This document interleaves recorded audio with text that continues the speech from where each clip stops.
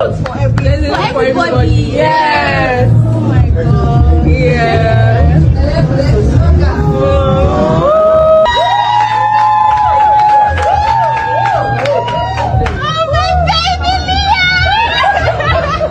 There's a brand that signed her, so I like to have that. We have to go for a picture. I'll never. And I'll send you red. Wow.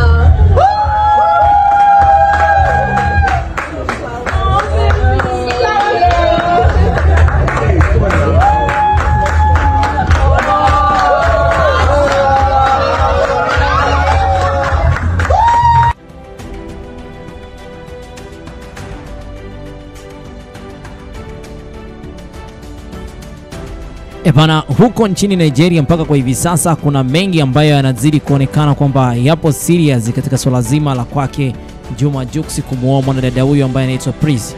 Sasa nataka nikwambie tu kwamba mpaka kwa hivi sasa huko Nigeria wapo serious sana. Yaani kwenye hili swala imezidi kutrend mpaka tarehe 20 mpaka tarehe 17 ya mwezi huu hapa kuna mengi ambayo tutazidi kuyaona, kwa sababu kama kawaida tumezidi basi kuona nini ambacho mwanamke huyu wa kwake Juma Jux mambo gani ambayo ameweza kumfanyia. Yani kwanza kabisa kuna pre-wedding shambra za hapa na pale, kuna picha ziko zinapigwa. Ukijaribu kufuatilia vizuri utajigundua kwamba Juma Jux kapata mwanamke ambaye ni star, yani kwa kifupi ni superstar katika nchi ya Nigeria.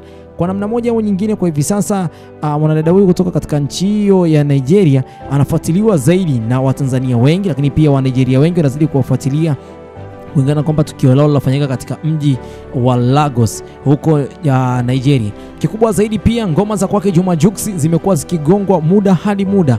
Wengi wao wanasema kwamba huu unawezekana kwamba ndio ufunguo kwake Juma Jux ngoma zake kuanza kutrendi katika nchi ya Nigeria kwa namna moja au nyingine, kwa sababu wale ma celebrity wale ambao wanahusika na swala zima la movie katika nchi ya Nigeria, basi kwa namna moja au nyingine wameonekana kwamba wakiwa na kipaumbele kikubwa sana kuhakikisha kwamba jambo hili la kwake Juma Jux linaenda kutimia mwaka huu 2025. Sijui nyinyi mnaonaje kwa upande wenu nyewe wa Tanzania? Sijui nyinyi mnaonaje kwenye hili jambo la ambalo Juma Jux naye anakuwa ni mmoja kati ya star ambaye kutoka katika nchi ya Tanzania amefanikisha jambo hili kumuoa mwanadada ambaye ni superstar kutoka katika nchi ya Nigeria. Mimi nafikiri kwamba kwake Juma Jux hili ni jambo ambalo amefanikisha kwa asilimia kubwa sana kwenda kufungua ufunguo ambao ulikuwa umefichwa, sababu nchi ya Nigeria kwa namna moja au nyingine ni swala zima la kwa Juma Jux alikuwa kwa muda mwingi sana hajaweza kuhudhuria kufanya kazi na wa Nigeria wengi kama vile Diamond Platnumz alivyofanya, Harmonize alivyofanya. Kwa hiyo naweza kusema kwamba sasa hivi inawezekana kwamba huu kaenda kwa ufunguo kwake Juma Jux, kwa sababu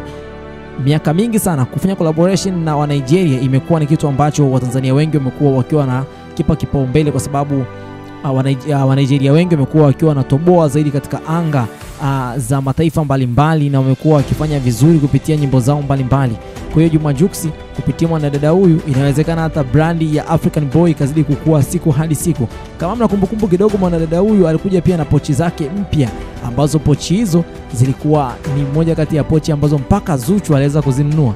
African Boy brandi itaweza kuwa kubwa zaidi, lakini pia hata soko lao la muziki linaweza pia likatanuka. Pamoja na hayo yote, kuna soko pia kwa ajili ya movie. Kwanza kabisa nikupe tu siri moja, kuna subtitle ambayo imeshakuwa announced kwamba lazima itakuwepo subtitle ya Kiswahili. Wameshagundua kwamba Watanzania wanawafuatilia, kwa hiyo wanahitaji kupata subtitle ya Kiswahili ambayo subtitle hiyo itawafanya wao kama wao na wenyewe basi movie zao zizidi kuwa zina trend zaidi, kwa sababu movie ambazo amekti pia mpenzi wake Juma Jux ni moja kati ya movie ambazo zitakuwa released muda sio mrefu sana.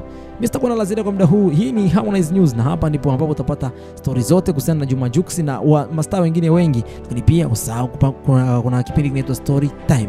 Story Time ni kipindi ambacho lazima ya kila mtu aweze basi kuhudhuria, maana ni story ambazo zinahusiana na maisha yetu ya kila siku. Bye bye for now.